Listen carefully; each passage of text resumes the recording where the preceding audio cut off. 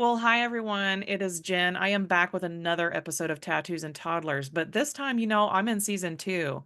And as I was thinking about season one, I was really thinking about all the people that I had that became new parents in my life, and I kind of wanted to check up on them. And so I have a very special guest today that we're going to check up on Taylor with Big Mouth Copy because she's got something important that she wants to discuss today. And I'm all in for this. I've already looked briefly at the article. I'm super excited to just talk about what's going on in Taylor's life and business. And so, Taylor, go ahead and briefly introduce yourself. Yeah, thanks for having me back. It's fun. I do a fair number of podcasts, but I never get to go back. So it's really fun to be like, what's new with you, Jen? Yeah. Here's what's new with me. But so I'm Taylor. I'm a copywriter. My business is Big Mouth Copy. You can find me on Instagram. That's probably the best place to interact with me. And I write websites and other sales materials for small, creative, opinionated business owners. People like Jen, people like you listening, probably. Maybe not, but probably. Yeah. And Yeah. what's new with me is surprise, I'm having another baby. Like No. like literally any day now. You're kidding me. I totally Yep. timed this perfectly, y'all. Like, this is Yeah. not even like I had no idea. Thank you for the You surprise, had Taylor. Best you had surprise no ever. idea, and this is where the topic comes from. I Is love you it. had no idea on purpose because I hid it. And it's some people have been like, "Whoa, secret baby," which is a little bit insulting, but also not completely inaccurate. Uh, but yeah, this baby, I'm due May 5th. It is April 10th. My first son, it's another boy. My first son came a month early, so we are Yeah. in the danger zone. Like this baby could Anytime. come literally any day. Yesterday I had Braxton Hicks all day. Today I can tell that he dropped.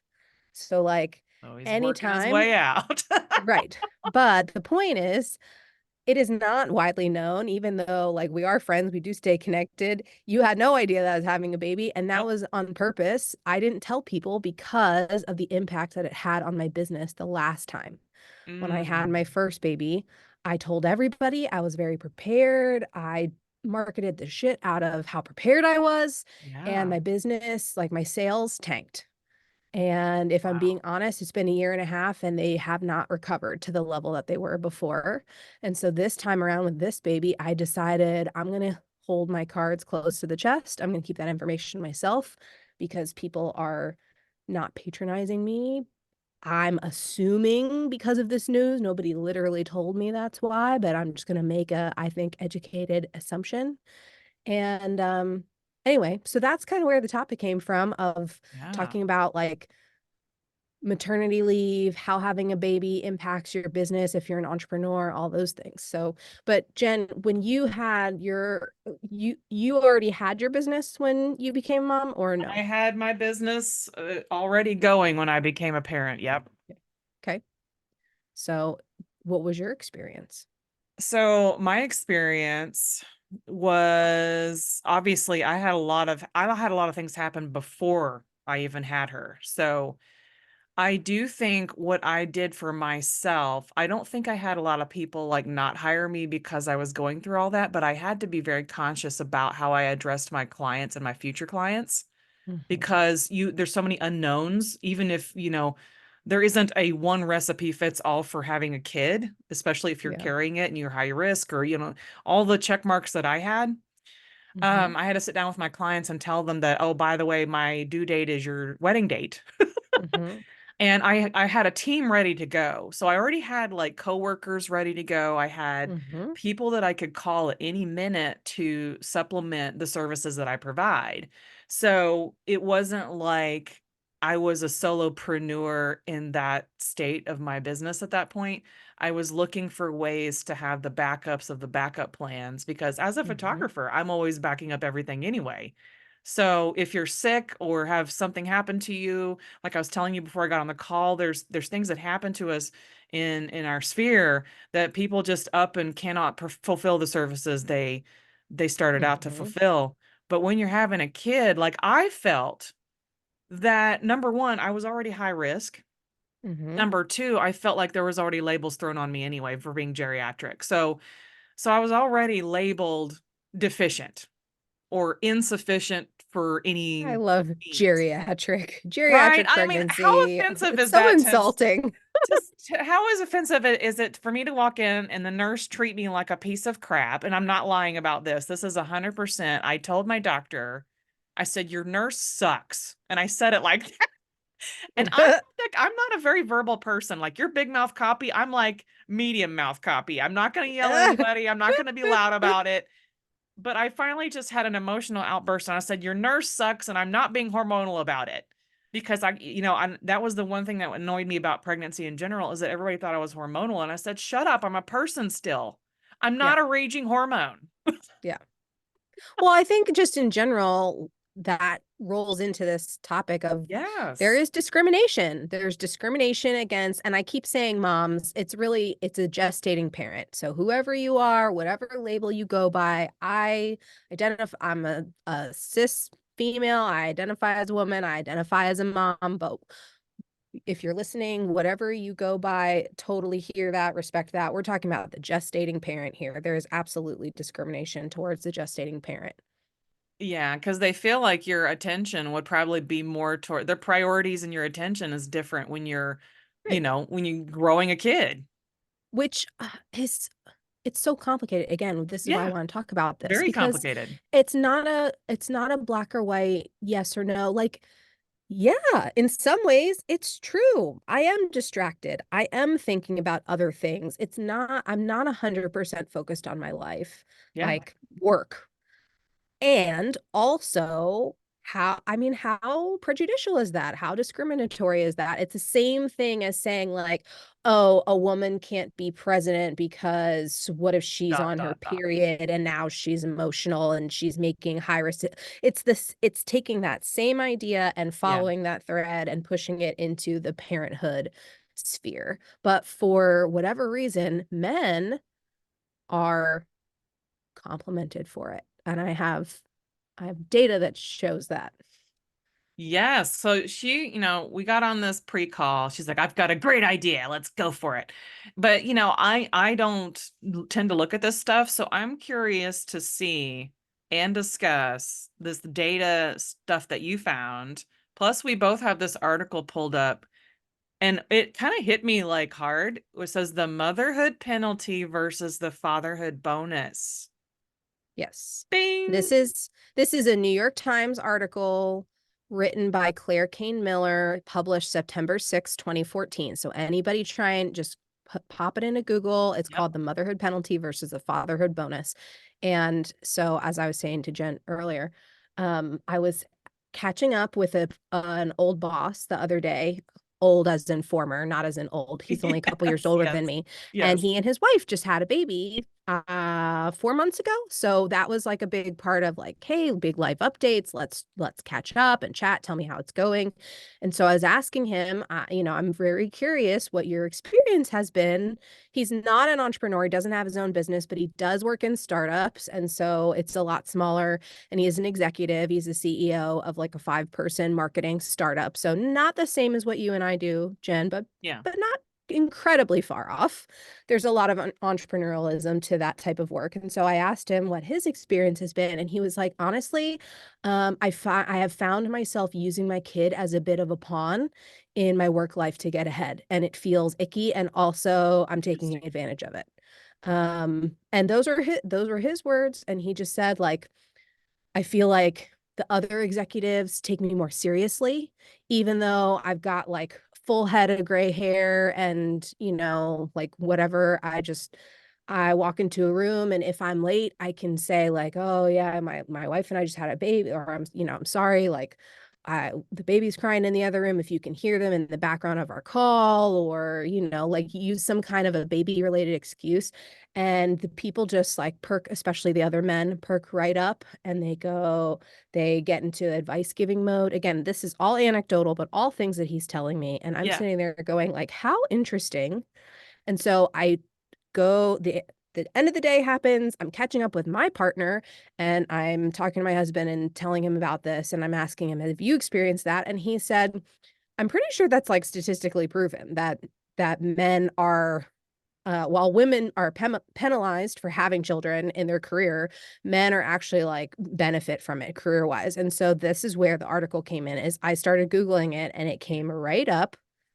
And so here's the statistics right here. And I'm really not a statistics person, but I just think it's amazing.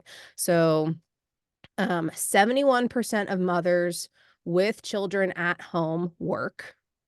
And women are the sole or primary breadwinner in 40% of households. So interesting, like already the number of women working is going down as they become mothers. And then where did the dollar amount go here? Oh, it's like men, their pay goes up about 6%, and women, their pay decreases about 4%. Um, it's just, again, I'm not really a data-driven person, but at the same time, you can't read that and just go like, oh yeah, that's not a real thing. Oh my gosh, let me find it. Hold on. Um, and it's talking about Fortune 500 companies. So, I mean, this is like big time data. And this is not, again, studying small businesses like what you and I have, Jen, but I just think Yeah. it's so interesting of where all of this information comes from. So these are like big time companies. Here we go. On average, men's earnings increased more than 6% when they had children, while women's decreased 4% for each child that they had. The study was based on data from the National Longitudinal Survey of Youth from 1979 to 2006. So that's a long time of tracking data. Childless, unmarried women earn 96 cents for every dollar a man earns, while married mothers earn 76 cents, widening the gap. Wow. And this was just from 2014. And I look Yep. at the 1979. Okay, that I was born in 76. This is like a good chunk of my lifetime in this data here. It's a lot of, that's a lot of numbers. That's a lot of women. That's a lot of money. Yeah. And How I much do I money is do that? feel like a lot of the state of the world has changed from 2006 to 2024. It's very interesting, and I Mm-hmm. wonder if we have any updated future data for this kind of stuff, or even if Yeah. they find it relevant to discuss. I mean, I Mm-hmm. know that wages and things have been discussed over my lifetime. Mm-hmm. I mean, mostly when you get in Holly Weird and they talk about all their things that they're dealing with, right? But what Mm-hmm. about, like I was telling you, what about the single parent home families that I'm meeting right now Mm-hmm. that are barely able to make things work? Um, Multiple children and automatic judgments, Yeah. obviously. And I knew that I was going to be automatically judged. Well, number one, why'd you wait so long to have kids? Number two, Mm-hmm. well, you need to be at home with your kid full time. You don't need a job, you don't need a hobby, you don't need an identity outside your kid. Mm-hmm. So I was at this place in my life where I didn't subscribe to what statistically was Mm-hmm. coming across my plate. I was like, well, I should just probably figure things out for myself and see what works for our family. And, at some point, you have to make decisions, depending on where you want to Mm-hmm. go with your life and your family.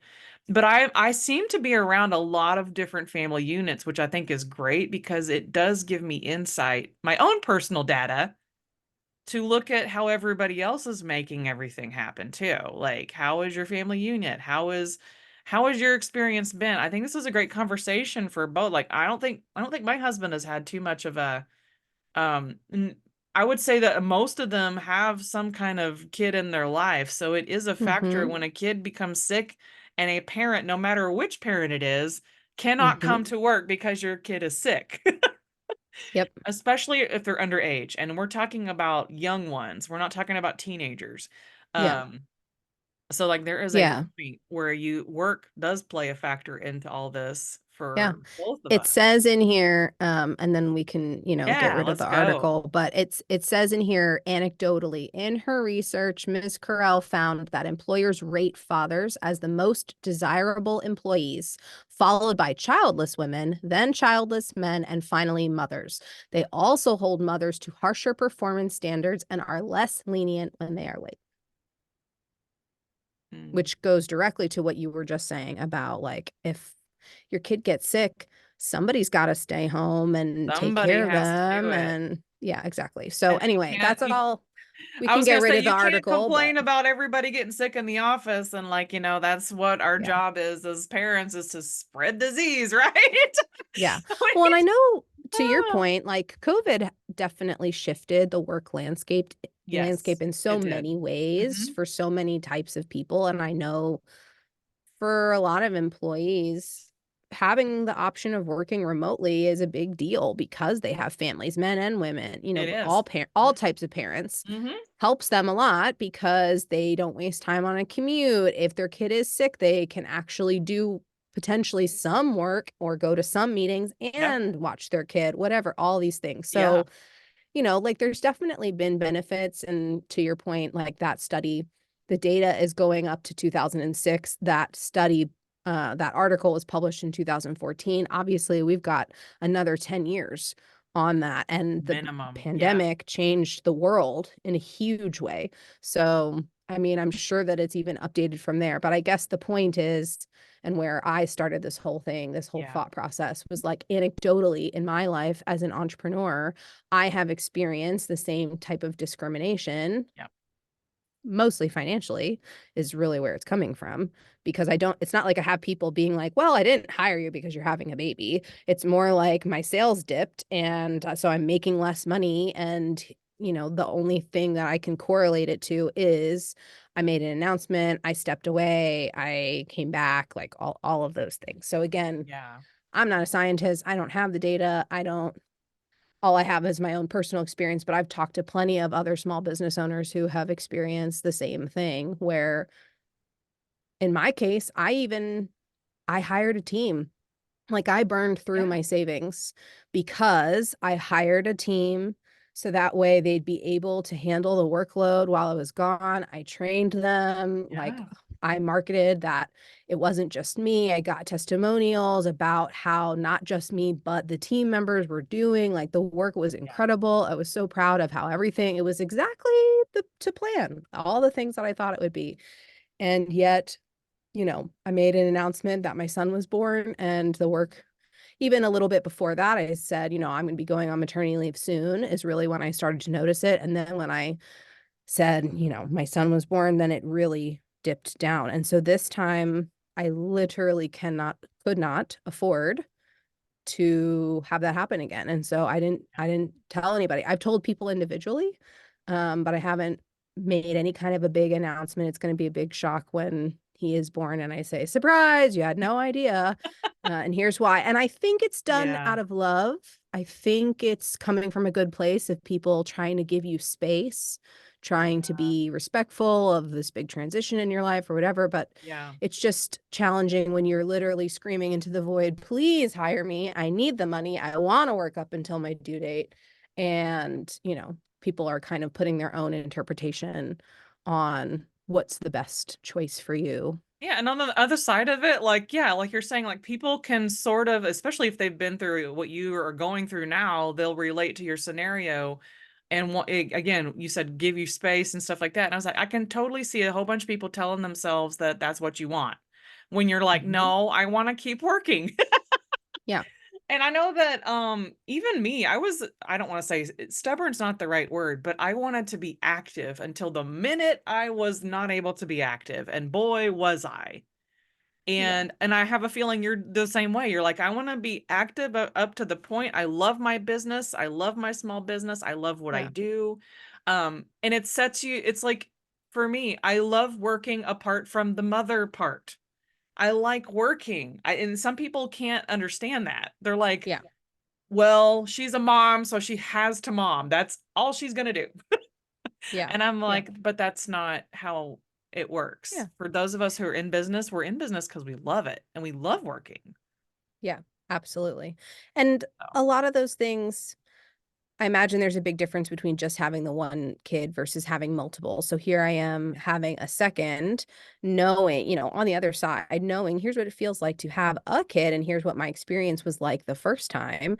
And so being able to say, like, much to my surprise, I planned to take a 3-month maternity leave the first time, and much to my surprise, I made it about 4 weeks before I was like, "I will die if I don't do I need something for my something. business," Yes. because Yes. it's a huge part of who I am. It makes me happy. I felt lost without it, and it had nothing to do with, like, not loving my baby or leaving my baby behind or whatever. It was just like, I'm still a person. I'm still part of the and it's balancing too. So, like, for this time around, second baby, I have more information about what how my body behaves, how things are gonna happen. So, like, I'm not irresponsible. I'm not scheduling projects up until my due Yeah. date and then deciding, like, "Surprise, baby came, so I have to cancel on you." Like, I knew, "Okay, I'm gonna take my due date, I'm gonna go back a month, and then I'm gonna all projects stop a month in advance," and that's exactly what's happened, and then I'm using any time that I have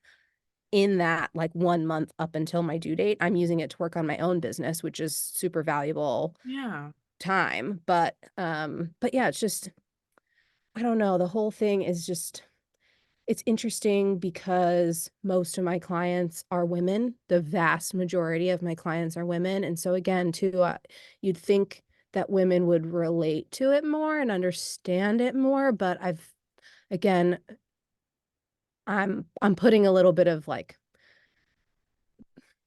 I'm making an assumption here, but I think people sometimes even put their own experience onto someone else, and so they go, 100%. "Oh, when I had my baby, Yes. I was really struggling, or I really needed to focus, or it was really hard for me to do both, and so I'm going to wait and give her space," even though I'm saying, "No, no, no. In this case, I've already done this, and I already know how I feel, and I know I'm gonna wanna be working right away, and please pre-book me," and whatever. No, I feel you on that because and I think it takes a strength and bravery to really stand strong in how you are right now. Like, I think it's something just beneficial to know yourself. Know yourself. And then everybody else, I feel for those of us. I say those of us because I know I've done it. I've put a story on somebody. Well, I maybe I shouldn't call this person because I've made up 5 reasons why, and they're Mhm, probably not even true. mhm. So, listeners out there, does this resonate with you? Because I'm very curious. Please leave us some comments and talk to Taylor also. If this strikes you as something very interesting to talk about, I would suggest you talk to Taylor as well. Because I mean, you're a copywriter. You're out there talking in words to people and communication about these types of things. And so I do find it interesting the headspace that I know I found myself in too, where I've made up a story about somebody who has been sick or had surgery or, Yeah. you name it, Yeah, motherhood, things that take away your attention, they're on bed rest or, and they're lamenting on yeah, Facebook about something and you're like, "Well, she must be in a really bad space, so I'm not really gonna like why would I yeah, hire her if she's not in a good space?" yeah. Um, so yeah, I And get I that. get it, I right? get Like, in that. your case, you're you're trying to photograph somebody's wedding, and that's a big, important day for them, and if you're posting about how it's things have been hard for you lately or Yeah. something your family is going through, your life is going through, like, I totally get it on the client side of going like, I respect that, Yeah. and Yeah. this is my special day, and I don't really want anybody else's drama, like, interfering with that, and so I'm just gonna Yeah. walk the other way and find somebody else. Like, on one hand, I totally get it and Yeah. empathize. For, Totally. my business as an example, like, it's a big investment, it's a lot of money, it's the success of your business, the copywriting and the brand voice and all those things that I create for my clients, so I totally get the urge for someone to go like, I don't know if she's really gonna be as focused on me, and this is not really something I can mess around with, like, messing up this investment or whatever." But, on the other hand, it's like this d downward spiral, like this lose-lose, I don't know, we're not taking each other at face value, and we're not being professional, like, about explaining, "Here's what I can and can't handle, here's what works for me and what doesn't," all of these things, and I don't know, I'm not saying necessarily that I fault anybody because it's complicated and it changes and everyone is so individual, and yet I still just am sitting here going, "Wow, what was the number? 76 cents on the dollar if you're a married mother versus what a man makes?" Like, how many women have had to get a second job because of that? How many women have had to leave their full-time job because what they're making is not comparable to what daycare costs, so now they have to become a stay-at-home parent because they can't afford it? How many people does that, has over the years, has that impacted in such a negative way? And, like, is there anything we can do to change it or make it different? I don't know. I don't know the answers. I just couldn't help but experience this and go like, "Why is nobody talking about this?" So here we are. Yeah, which is great because again, we need the big mouth to bring up the big topics. Mm.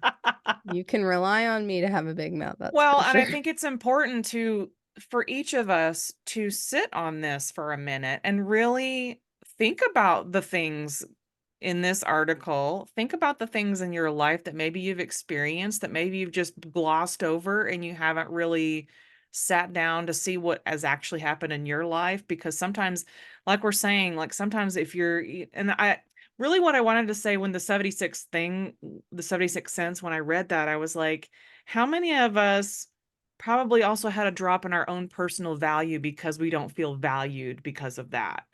Or we Mm, feel like that's such a negative way to look at the numbers, and it's disheartening. Some of us are just out here trying to do a good job of all the things, including being a parent. So when you're paying me less and I'm already not getting paid to be a parent, let's be honest, we're taking that mhm, job on. And a lot of people have, they already have their like you said earlier was perfect. Some people use their own experiences to put on somebody else, and they think that somebody else is handling something different than they would or handling it just as bad as they did. And I think going forward, there are many answers to this, but I think one of them starts with each individual listening to this or thinking about this topic. Search within yourself and your own family unit first, and then ask yourself some hard questions. I think it's really good to start there first and then start looking in your community about how we can talk to each other about this kind of stuff. And especially if you talk about it, get the experiences out in the open. And if you're experiencing something like this, or you're feeling less than worthy because of your paycheck, I mean, that is really, really, really disheartening. And yeah. yeah, I I don't mean, really, my again, hand is there's raised. I feel less than worthy because of my paycheck. My paycheck has gone down because my business, like, the sales have gone down, yeah. and again, it could be other things too, but to me, I pinpoint it back to this, like, non-motherhood to motherhood, like, matrescence transition of saying, like, I wasn't a mom, and now I am, and that is the difference, and it's definitely like a therapy thing, like, that's something I gotta Yeah. work on in therapy, Yeah. is associating my own personal worth and identity with being a business owner and being a successful one and making money and having my own money, and what does that mean for independence? I get it, and also, like, the outside world has an impact too, it's not all internal, it doesn't just come from me. Absolutely. It does. All the factors. As the eclipse happened this week, I was thinking to myself of how internally orbital I have felt by just digging inside of myself and talking about these things, but also the external universal factors that each one of us deal with something vastly different. But it's all the same. There's internal and external influences at all times of the day and night, 24 hours a day, 24/7. And some of us are just out here trying to do what we're passionate about, make the world a little bit better of a place, and then also learn how to be kinder to each other and have conversations about getting to know each other on a real level versus what we portray in our online social worlds. Mhm. So, as we're starting to wrap up this conversation, Taylor, what should we leave people with today as far as, first of all, the worth? Can they find a way to like, dive through all this data and find their worth beyond the data? Yeah. I think to your point, really the place all of us should start is kind of downloading these ideas that we've been talking about, whether you read the article or just listen to us talking or whatever, and then think to yourself, how does that apply to my life? Have I Yeah. ever experienced that? Have I ever done that to somebody else? Can I think of some examples? Like, just not even from a place of judgment, just noticing, like, Have I ever done that Being before? a Has that detective. thought Yeah, being a crossed my mind? detective. Exactly. Being curious about it and then Yes. going like, if I've experienced that, how did that make me feel? If I've done it to somebody else, how do I think that that made them feel? What are some things that I personally could do to make a change in that behavior, like being more consistent, or making a more consistent effort to be more empathetic to somebody else's experience? And I mean, the short version is I think we should all be supporting more women run and parent run businesses. Like you vote with your dollars. And, Yeah. for people like you and me, I mean, those dollars make a big difference. That is my livelihood. I don't have a company. I don't wanna go out and get a corporate job. If I do, that means that I can't be home with my kid, which is half the reason why I started this business 6 years ago, way before I was Yeah. even married, let alone had kids, because I thought, "One day, I would like to do both, and this is how I'm gonna do both." And so, it's this interesting intertwined thing of what we expect mothers to take care of their own children, and yet we're not paying them, so how are they supposed to be able to do that? It's this weird, like, catch-22. I don't have an answer, Yeah. but I think we should be asking ourselves the questions. Yeah. I agree on that for sure. And we're going to leave everybody with that because I think at this time, we're sitting here in April. It's a good time to ask some questions. There's still plenty of year left to ask, Mhm, answer and ask the questions, but also answer yourself. Like, don't just leave them out there floating. mhm, Like, literally do the work to answer what, like Taylor was saying, like, ask yourself if you've experienced some of these things, and then ask yourself, where could you go from here? And I know that after this conversation, I will be continuing to ask myself questions too about my perspectives about people and the assumptions that we make every day about other people without really truly getting to know what their intentions are, who they are as a person and a business owner.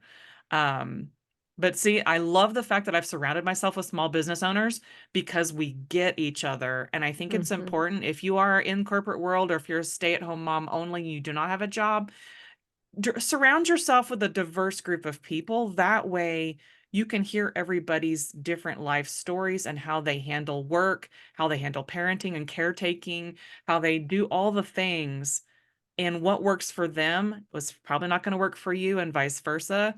But I think the beauty of it is when you surround yourself with people that are out there doing the thing and they're working their passions and they're happy. Those are the kind of people I want to be around because I want to navigate to mm, happiness too, not just business. I want to navigate myself to happiness. So I'm going to leave y'all yeah. with that today. And my cats have been all over me. If you see the video, it's I'm just all over the place because they keep swarming over me. But thank you, Taylor, for coming in today. I'm so excited that you got to do this surprise reveal and completely shock me about baby number two. I So, appreciate that. I can put a nice teaser in there like, woo, guess what? there's a big reveal in the very what was that, first minute of our recording? Oh Surprise. my gosh, I even got to see the belly and everything. That's amazing. All right, y'all. Well, we'll see you on the next episode. Until then, have a great day.